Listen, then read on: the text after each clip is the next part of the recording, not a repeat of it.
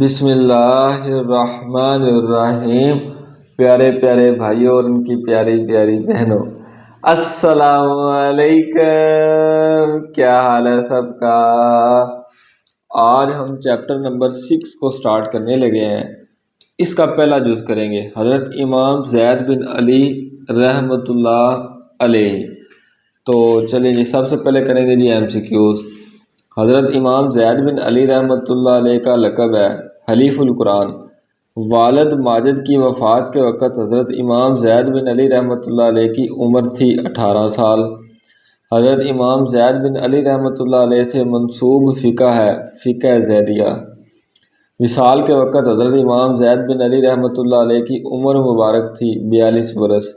حضرت امام زید بن علی رحمۃ اللہ علیہ کے ہاتھ پر بیعت کی 40,000 افراد نے۔ آگے جی شارٹ کوسچن سٹارٹ کریں گے۔ پہلا شارٹ کوسچن، حضرت امام زید بن علی رحمۃ اللہ علیہ کب اور کہاں پیدا ہوئے؟ تو سٹارٹ پہ آ جائیں، یہاں سے آپ نے سٹارٹ کرنا ہے۔ آپ رحمۃ اللہ علیہ کی ولادت باسعادت 76 ہجری کو مدینہ منورہ میں ہوئی۔ یہاں سے لے کر یہاں تک یہ پہلے شارٹ کوسچن کا آنسر ہے۔ آگے جی شارٹ کوسچن نمبر 2، اتحاد امت کے حوالے سے حضرت امام زید بن علی رحمۃ اللہ علیہ کیا فرمایا کرتے تھے؟ تو آ جائیں گی اس پیج پر، یہ چھوٹا سا پیرا یہاں سے لے کر یہاں تک، یہ ہمارے پاس شارٹ کوسچن نمبر 2 کا آنسر ہے۔ ٹھیک ہے، یہ تیسرا، نیچے سے تیسرا پیرا چھوٹا سا۔ آگے جی شارٹ کوسچن نمبر 3، حضرت امام زید بن علی رحمۃ اللہ علیہ کی طرف منسوب حکومت کہاں قائم ہوئی؟ تو شارٹ کوسچن نمبر 3 بھی اسی پیج پر ہے۔ یہ آپ نے یہاں سے یہاں تک لکھنا ہے۔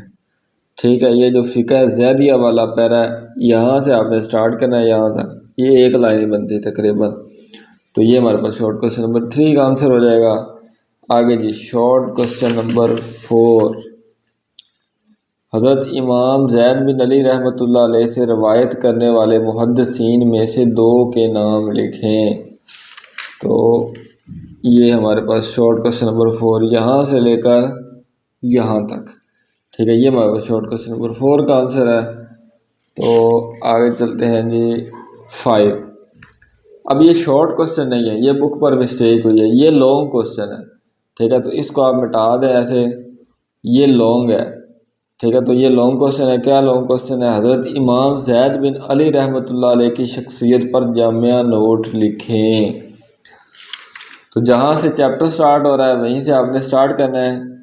یہ پہلا پیرا پورا لکھنا ہے، پہلا پیرا پورا کریں گے، اس کے بعد یہ دوسرا پیرا ہم نے نہیں لکھنا۔ ٹھیک ہے، سمجھ آئی؟ اب تیسرے پیرے سے دوبارہ سٹارٹ کرنا ہے، یہ آگے لکھیں گے، اور نیکسٹ یہ والا پیج تصنیف فرمائیں یہاں تک۔ تو یہاں تک یہ ہمارا لانگ کوسچن کمپلیٹ ہو جائے گا۔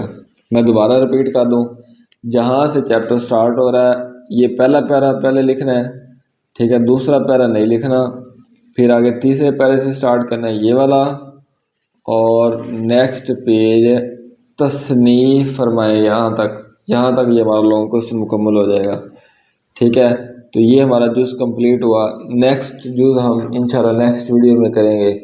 زندگی رہی تو پھر ملاقات ہوگی۔ اجازت دیں، اللہ ہی حافظ۔